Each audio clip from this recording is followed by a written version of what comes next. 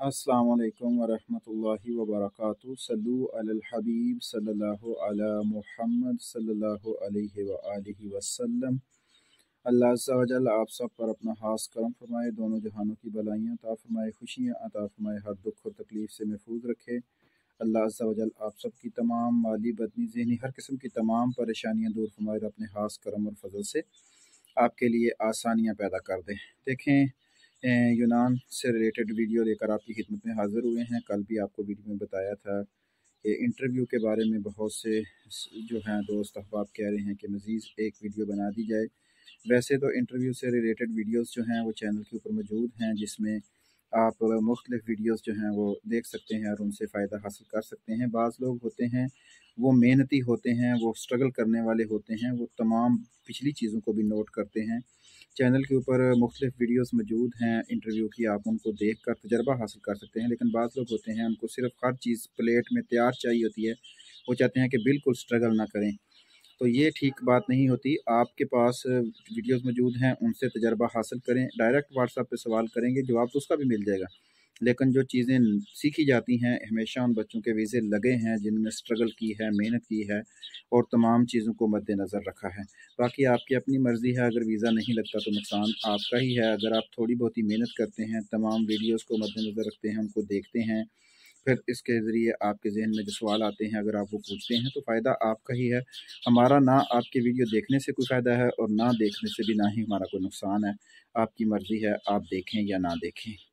जहाँ तक इंटरव्यू की बात है, इंटरव्यू में चंद सवालात तो मेजर होते हैं, वो आपको पता ही है, जिसमें आपका नाम, आपके वालिद का नाम भी पूछ सकते हैं, आप किस जगह से हैं उसका नाम भी पूछ सकते हैं, आपके मालिक का नाम, मालिक की जगह का नाम और वहाँ पे क्या काम करना है। इस तरह के डिफरेंट किस्म के सवालात होते हैं।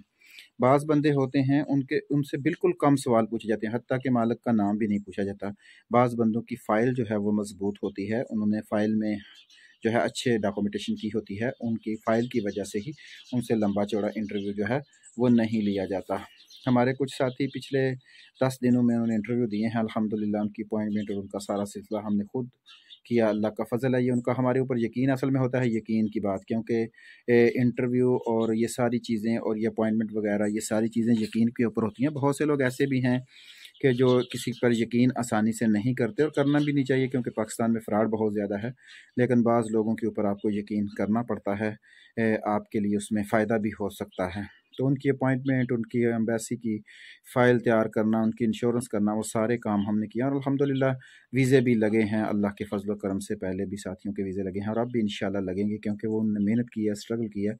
अल्लाह ज़रूर उन्हें कामयाब करेगा। और उनकी फ़ाइल इतनी मज़बूत थी, एक बच्चे से तो उन्होंने सिर्फ़ 2 क्वेश्चन किए हैं बस, और कोई क्वेश्चन किया ही नहीं है, हत्ता कि मालिक का नाम तक भी नहीं पूछा।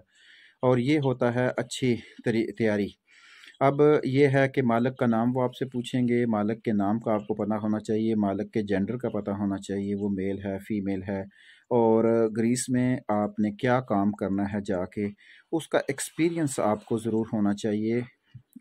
ज़बानी होना है। अब ऐसे काम हैं, उनका एक्सपीरियंस आपको कैसे होगा? पाकिस्तान में ज़्यादा लोग वेले ही होते हैं जो बाहर आना चाहते हैं, तो फिर उनको क्या एक्सपीरियंस होगा? लेकिन ये आपको पता होना चाहिए। बाज़ लोग होते हैं वो सिर्फ़ उनसे पूछते हैं कि आपका क्या काम? वो कहते हैं कि ज़िम्मेदारी।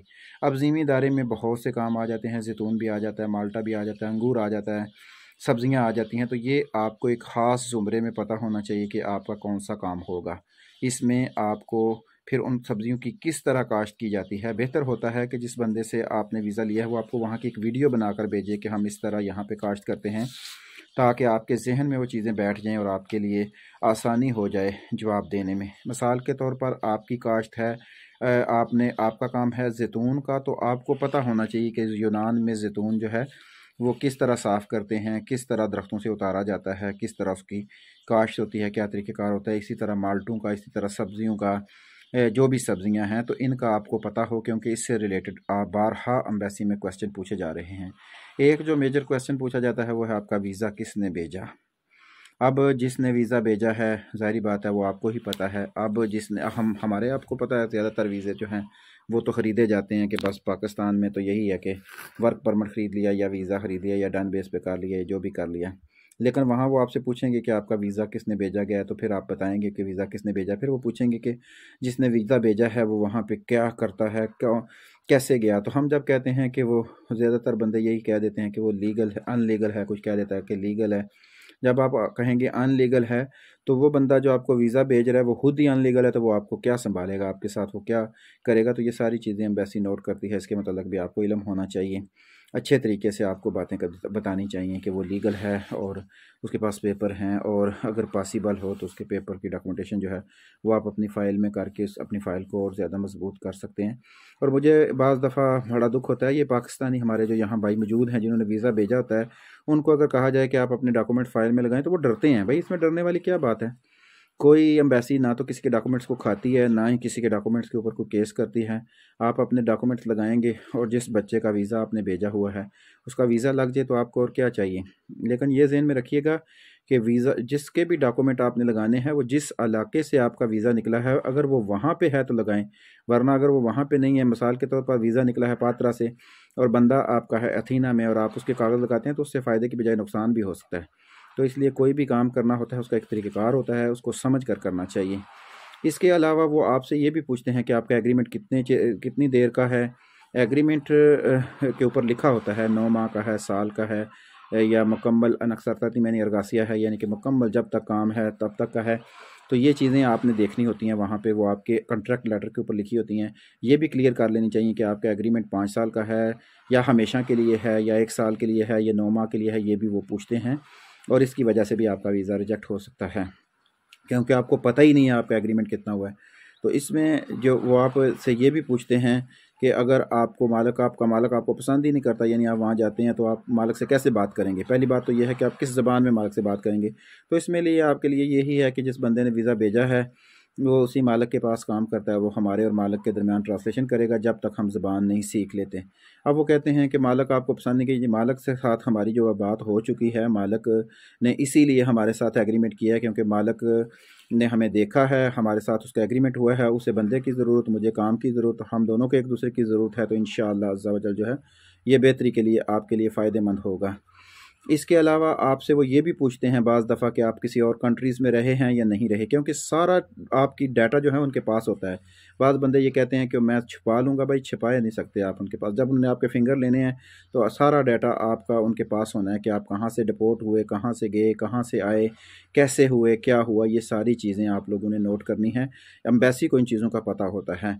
और दूसरा ये होता है कि आपके पासपोर्ट वो जो होते हैं पिछले, वो भी अगर आपके पास हों तो वो ज़रूर साथ लेके जाया करें, क्योंकि वो भी पूछते हैं। बाज़ बंदे बहुत से डरते हैं कि भाई वो मैं सऊदीया में काम करता था, अब अगर वो पूछेंगे सऊदीया का तो मेरा वीज़ा नहीं लगेगा। ऐसे बहुत से केसेस हमारे सामने आए हैं जिनके वीज़े लगे हैं, वो सऊदीया में काम करते थे, किसी अर्बन कंट्रीज़ में काम करते थे और उनके वीज़े लगे हैं और वो वहाँ यहाँ पहुँचे हैं। तो इसलिए आप जितना डरेंगे, जितनी गलत इन्फॉर्मेशन देंगे, वहाँ पे आपके लिए मसाइल बन सकते हैं, क्योंकि चंद ही चीज़ें उन्होंने नोट करनी होती है। एक आपका एटीट्यूड, आपकी ये फेस वैल्यू और आपका, अब देखिए बाज़ बंदे जो होते हैं वो बड़े होशियार किस्म के बनते हैं कि वो कहते हैं कि भाई हम इसमें अपनी बैंक स्टेटमेंट लगा लेते हैं अपनी फ़ाइल में। भाई बैंक स्टेटमेंट आप लगाएंगे तो उससे आप क्या साबित करेंगे कि आपके अकाउंट में पैसे हैं, हालांकि आप वर्क वीज़े पर जा रहे हैं। वर्क वीज़ा और बैंक स्टेटमेंट ये दोनों मुखालफ हैं एक चीज़ के। अगर आपके पास पैसे हैं तो वो आपको वीज़ा देंगे कि आप वर्क वीज़े पर चले जाएँ बाहर, फिर तो वो कहेंगे कि आप बैंक स्टेटमेंट में आपके पास पहले ही पैसे मौजूद हैं तो यहाँ पाकिस्तान में रहें। वीज़ा तो उस बंदे को मिलना है जो गरीब है, जो बेचों के पेट पालने के लिए यहाँ आएगा। तो जो बंदा पहले ही ढेरों अमीर है उसको कैसे वीज़ा देंगे वो। तो ये सारी बाज़ चीज़ें होती हैं, बंदा समझता है अपने ज़हन के मुताबिक ये बहुत मुझे फ़ायदा देंगे, लेकिन हर चीज़ फ़ायदा दे ये ज़रूरी नहीं होता। मौके की मुनासिबत से जो चीज़ें की जाती हैं वही बेस्ट होती हैं और वही अच्छी होती हैं।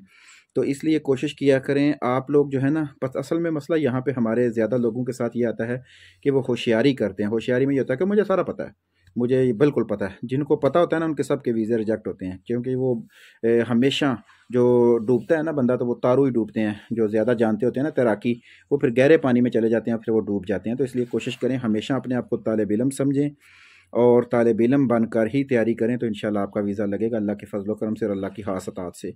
बाकी ये ज़हन में रखिएगा कि वीज़ा ना किसी ने लगाना है, एजेंट ने, ना मालिक ने, ना एम्बेसी ने, ना किसी ने। ये मेरे अल्लाह के फजल और करम से होना है। आपने करनी है कोशिश और हिम्मत और रिज़ल्ट मेरे अल्लाह के हाथ में है। तो इसलिए अल्लाह के ऊपर यकीन को भी मजबूत रखें। हमारी हमेशा कोशिश यही होती है कि वो मेरे फ़ाइल में ये कमी ना रह जाए, मेरे फ़ाइल में ये कमी ना रह जाए। ये भी ज़हन में रखें कि मेरी दुआओं में कोई कमी ना रह जाए, मेरे अखलाक में, मेरे किरदार में कोई कमी ना रह जाए, जिसकी वजह से कोई बंदा मेरे से नाराज़ हो और वो बददुआ दे दे और मेरा वीज़ा ना लगे। तो इसलिए कोशिश करें कि दूसरों को भी खुश करें, दूसरों के लिए भी आसानियाँ पैदा करें, दूसरों को भी साथ लेके चलें। इंशाअल्लाह कामयाबी आपके कदम चूमेगी। किसी चीज़ की आपको समझ ना आए तो आप व्हाट्सएप पे पूछ सकते हैं। बेहतर तरीका है कि आप अगर इंटरव्यू देने जाना है तो कम से कम चैनल के ऊपर 10-12 वीडियोज़ पड़ी हुई हैं इंटरव्यू से रिलेटेड। अगर वो 1 घंटे की वीडियोज़ आप देख लेते हैं तो आपका कोई नुकसान नहीं होगा। बिल्कुल ये शर्तिया बात, अगर आपका कोई नुकसान हुआ तो आप मुझे बताइएगा, आपका फ़ायदा ही होगा।